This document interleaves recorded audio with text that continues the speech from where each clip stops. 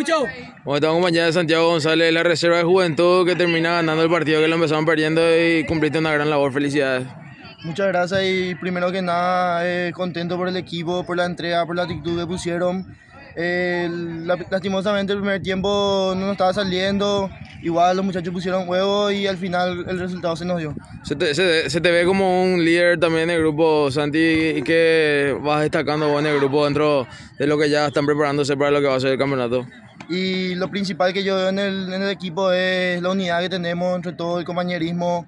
Estamos juntos, uno se equivoca igual, entre todos nos apoyamos y sí, siempre eso hay que tratar de animar, de apoyar ahí para que no decaigan los compañeros y sigamos siempre así. Bueno, están ya en la antesala de lo que va a ser el torneo. ¿Cómo le ve al equipo, cómo van llegando para lo que se viene? Y la verdad que le veo muy bien, por suerte. Hoy en el primer amistoso se notó el trabajo que venimos haciendo ya hace varias semanas. Y nada, esperando con ansia el debut.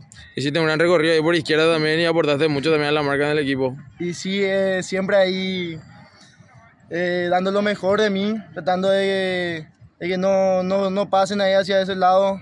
Y nada, ida y vuelta siempre. Bueno, algún saludo que tenga, ¿a quién le vas a dedicar esta victoria en el amistoso? A mi familia, a los que siempre están detrás mío, a mis amigos que siempre me apoyan, me dan ese aliento ahí para seguir. Y en especial a mi compañero Juliano Alvarenga, que siempre me anima a dar todo de mí. Felicidades por el destaque, a disfrutar. Muchas gracias.